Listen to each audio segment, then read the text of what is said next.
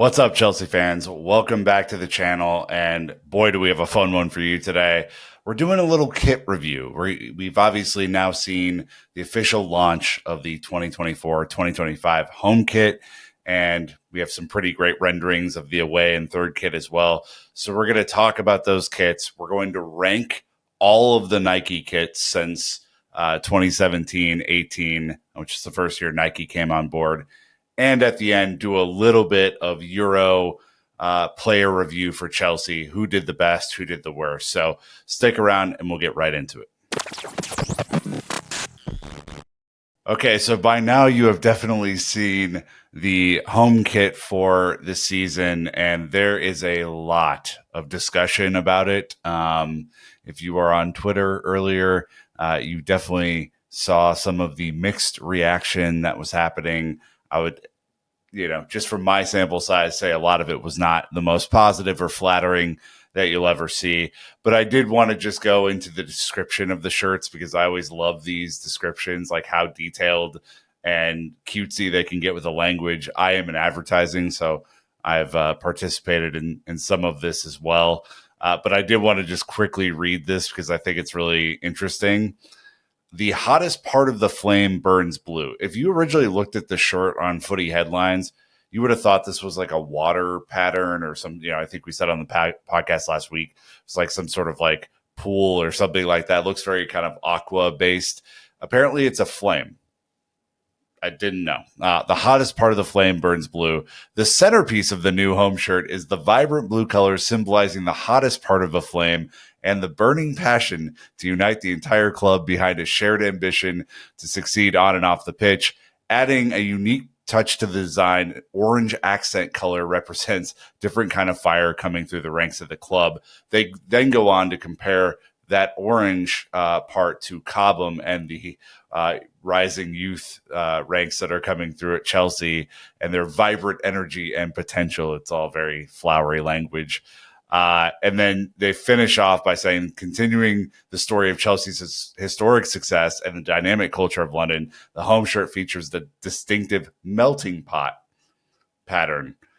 Resembling liquid gold and silver, this pattern represents the fusion of Chelsea's rich legacy with the ever-hot youth culture of the city. Okay. It is a symbol of the club's past achievements and our commitment to embracing the future. Featuring the never-before bold design, this kit reflects the beginning of a new era under Enzo Maresca and Sonia Bonpastor, all this sort of stuff. Funnily enough, though, and I think the last point that I'll make before we talk about this a little bit is there's still no front of shirt sponsors. So if you're a person that last year really got excited about not having a front of shirt sponsor, and I ended up with the away shirt, the black shirt with no front of shirt sponsor, that's currently still available to you because the commercial department of the club has not yet secured a front of shirt sponsor. Yeah, I don't know what you guys think about this. I'd love to see in the comments how you feel about the home shirt. I was surprised personally by the shorts matching in the same sort of pattern because, again, I'm not getting the fire or melting pot as much. Maybe it's a Rorschach test and I'm failing it, but the pants with the sort of molten or liquid sort of vibe to it kind of look a little weird, to be frank. And I don't know how you guys feel about that. Clearly, there's a lot going on here. I don't mind orange as an accent color. I actually think, Chelsea have a history of using orange as a secondary or third color in kits across the years, but it's odd that you would do it with that iridescent. Like orange is already a bright enough color on its own that it doesn't have to have that sort of like shiny iridescence to it on the badge like we had last year with kind of the gold, which I think made a little bit more sense. And that I think that kit by comparison is much better than this one. So yeah, anyway, in the comments, let me know how you feel about the home shirt before we dive into the away shirt and the third shirt. All right, so the away shirt is, I think, a little bit more traditional. And if you're a person who likes clean lines and kind of very simple design, the away shirt is definitely going to be the one for you this year. The official description on Footy Headlines, because it hasn't been officially released yet, it's always home, away, then third. It says it brings back the fans' popular orange color, so that's kind of littered throughout this one as well. It's mainly a light beige, which they call guava ice at Nike, but it looks very either white or off-white in color, so it's going to be a lighter shirt. Obviously, to play away matches largely, or play in situations where teams have kind of a similar color to us. So it has our blue, it has that orange color running throughout it, and the badge, again, has the iridescence to it, it looks like, where it's a little shiny or has that like reflective quality to it. The only saving grace for this shirt to me is that on Footy Headlines, something that fans have been clamoring for years is a long sleeve option. Now, I don't know if it will be officially released or if this was just kind of a test balloon on Footy Headlines, but if there is a long sleeve version, the long sleeve version of this shirt does look pretty class. It has the orange and blue kind of cuffs on the sleeves. It has a little bit more. It just has a little bit more class to it than the short sleeve version. It does have that weird kind of pseudo Nike collar that they did a lot during the Euros with all their Euro kits. I think England had that for their home shirt, which I'm not like. I don't know. I'm not particularly passionate about either way. But of these shirts that we'll show on the screen today, this is by far the most traditional, by far the classiest of the three. I wouldn't even say that it looks great because of the badge. I don't think you needed to do the iridescence on the shirt to make it look good. But regardless, this is still the best one of the bunch. And yeah, I'm intrigued to see what you guys think about this. I'm really hoping they pull through on the long sleeve version of this shirt because it does kind of look good. And that leads us to the third kid. Something that, as many listeners of the podcast will know, and those who see me out and about, I'm usually in on a third kid. I'm usually, of the three hosts, probably the most out there style-wise. And that's not to say that I know style at all or that I am like the best dresser in the world, but I think I just have a little bit more penchant for flair than maybe Dan or Brandon does. And usually a third shirt is kind of where I will kind of trend just to be a little bit different. This one's a little interesting though, and I'm not sure that I'm totally on board with it. As we're showing it up on the screen here, the Nike third jersey, as stated on Footy Headlines, has gray and black as the main colors. It kind of has like anthracite kind of middle between gray and black, combined with a prominent yellow and pink accent. Officially, it's Opti Yellow and Pink Prime. And on the surface, it's not terrible. It does have that kind of unique Nike logo, the vertical Nike logo, and just the kind of lion with the staff as the badge, which I'm a fan of. I wish Chelsea would kind of adopt that a little bit more than maybe just the traditional badge, because I think it does look good. And anyone who knows me knows that the FA Cup badge from the 70s with the 2 stars on the other side of the line is my favorite badge. So if we did that, that would be cool with me. But it's the patterning on the shirt itself that is a little odd and makes me not such a huge fan if it does come out like this. Now, this has not been officially released either, it must be said, but it looks like it has some sort of like writing or some sort of terror pattern that is kind of on the shirt that kind of just does too much for me. I don't mind the pink and the yellow. I actually kind of think it could be a cool concept. And, I brought the pink shirt in 2021 that everyone hated, the kind of bomb pop looking shirt. I will wear a pink shirt, but I just, it's a little weird against the kind of tear pattern on the shirt for me personally. But I want to know what you guys think of these 3 shirts. Which one is your favorite? Which one is your least favorite? Are you going to buy a shirt this year? Are you going to go more retro like a lot of folks have done over the last few years? Very intrigued to see what your comments are. But we're going to transition next into the definitive rankings of every year of Nike shirts and their rankings and the best and the worst coming up next. Okay, guys. I think the thing that we want to do here is, Nike has not had the best run with Chelsea. I think it's fair to say that Adidas probably reigns supreme of recent kit manufacturers compared to Nike. Nike's done some really odd stuff with us. It always seems like we have one shirt that's like completely off the reservation, and the rest are kind of in a standard sort of template format, and I don't know why that is necessarily.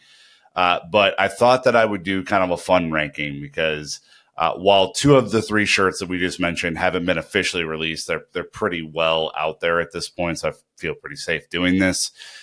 Looking at every trio of Nike shirts from 2017-18 until now. And so what I'm going to do is rank them based on the combined score of the three shirts against every other kind of combined score of every three shirts. And so we'll have the graphic up to kind of show you which ones that I have in my rankings, because there haven't been a ton of winners here. I would say it was a struggle to name kind of the middle, and the bottom was pretty obvious, and the top I think is fairly obvious to those who appreciate shirts. So I'm going to start from the bottom. And it's probably not going to be a huge surprise that I'm going with this year's trio of shirts.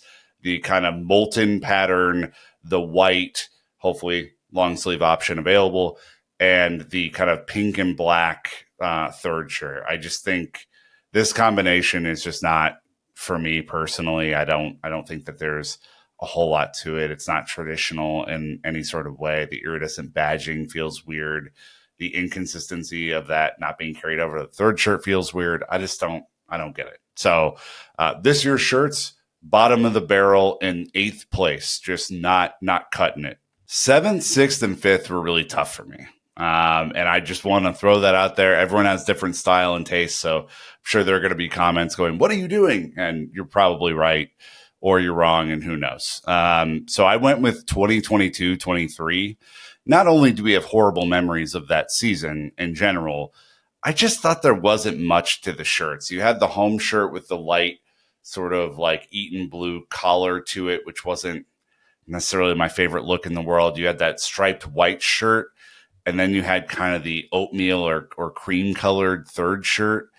Just kind of boring and bland and didn't really do a whole lot for me. Plus, the memories on the field were really, really tough. And so I didn't really resonate with those three shirts. So I have that in 7th place. In 6th place, I have 2021-2022. That's the weirdo kind of psychedelic home shirt with the checks and kind of patterns on it. The yellow shirt, which did bring it up to 6th place. And then that weird green and black home shirt that I ended up buying. Unfortunately, I had Mason Mount on the back of that one. That was kind of tough for me. And then 5th place was 2018-19. The only thing saving 2018-19 was the yellow away shirt. The third shirt, which was that kind of light blue with orange accents, was terrible. And the home shirt, trying to mimic the stripes of the 80s, was awful. I really hated that home shirt a lot. The yellow, though, was class, and so it did lift it up into 5th place for me. I had 4th place at last year's shirts with the kind of reminiscent of the 90s kind of home shirt spun, the black away shirt, and I think the mint third shirt ended up looking better on field than I thought it would. So I actually rate that pretty highly. I kind of like what they did last year, even though there was a lot of scramble about it. 3rd place, 2020-2021, the class home shirt, blue, navy collar, navy cuffs on the sleeves, brilliant. The light blue away, people really liked that shirt. Wasn't my favorite shirt personally. And then the bomb pop shirt, which I really do love, as my 3rd place. 2019-20 as my 2nd place of these. The kind of weirdo home shirt that I bought that had Stamford Bridge kind of inlaid in the background, the class white away shirt, and then the really classy third shirt. The only problem with this is that collar on the third shirt is just ugly as hell, and I could never get over it. So it kind of dropped it down one place. And then Nike, as I'm wearing it right now, got it right the first time with us. 2017-18, the definitive best shirts for me. Solid blue home. You don't need more than this. The kind of gray, white away shirt, which was nice, and then that kind of camo slate gray shirt with the teal accents for the third one. Just a brilliant shirt. Roll out for the first year. Loved it. That is my definitive rankings. We're going to have it up on the screen here. Let me know what you think. Let me know what I got wrong. And, let's have some fun with these kits this year, because I think people are going to be looking for all sorts of style inspiration to get the most out of the molten print. Leash. All right, and to wrap this one up, just a little bit of fun with the Copa America and Euros now being officially wrapped. We just wanted to go through a few of our player ratings and kind of rank them in order, who had the best tournaments, who had the worst tournaments, and just kind of go through that list. And I'm going to do it from the bottom up to give our boy some credit at the top. Spoiler alert. In fifth place, you have Mudryk, Petrovic, Gallagher, Broja. Didn't have the tournaments they wanted, and unfortunately for them, that was just kind of how it went. Broja did play more than the rest, but it just, I don't think really had the impact. Mudryk went missing, unfortunately, so not a great tournament for any of those guys. In fourth place, a notable shout out, and I think only because they fell short in penalties did they not rank higher, was Caicedo and Kendry Paez for Ecuador. They were a hell of a lot of fun to watch, and they almost beat Argentina. They were the closest team to beat Argentina in the entire tournament. For my money, they gave Argentina a better run than Colombia did, which is unfortunate for my pick to win that tournament. So just a huge shout out to Caicedo and Kendry. Caicedo played a little bit more advanced in this tournament, which I thought was interesting. And then Kendry's just a wizard, and I cannot wait for him to get to Chelsea. Third place, the most super sub of all super subs, Cole Palmer. Unbelievable impact from him in this tournament. What a wizard. What a great equalizing goal in the final. What a wonderful assist to Watkins in the semifinal to even get England to the final. He only played 149 minutes in the entire tournament. No one could understand what Southgate was doing or why he wasn't playing more, but every time he came onto the pitch, England looked awesome. They looked like they were really, really good. And that equalizer in the final, he is going to remember for the rest of his life. What a baller. Get back to Chelsea. Second place, Enzo Fernandez had a really decent Copa America tournament for Argentina. Played 5 matches, had 2 assists, had 86% passing, 3 shot creating actions per 90. Like a really solid midfield performance. He is carrying this injury, so I think they kind of slow rolled him into the tournament and got him more minutes as the tournament went on. And so he did play in the final, and I thought he played really well in the final against Colombia. That was an incredibly physical, kind of dumb and bad game overall, but I thought he played well. And so Enzo Fernandez comes in at second place. And just as we all predicted, heading into these tournaments, as Gary Neville predicted even, Marc Cucurella, an unbelievable tournament for Spain. Spain were by far the best team in the Euros. Marc Cucurella started every game, had the game-winning assist in the European final. He locked up Saka. He locked up a lot of really good players throughout this tournament. Spain were incredible in possession. They were incredible out of possession. He had, I think, if I'm reading this correct, he had more, he was fouled more than he fouled other players in this tournament, which I think could be a little bit of a shock to the system for Chelsea fans. He won more aerial duels than he lost in this tournament, 9-6. And I think just had an overall very impressive tournament. Definitely took that late season form at Chelsea and applied it to the Euros. So happy for him. Spain were deserving winners. Argentina were deserving winners. And Enzo and Marc Cucurella come back to Chelsea with titles to their name and hopefully want to win a few more this season. That's going to wrap this one up, though. Let me know about my Chelsea summer football rankings. Let me know about the definitive kit rankings and how you feel about this year's shirts. And until next time, Chelsea fans, you know what to do. Keep the blue flag flying high.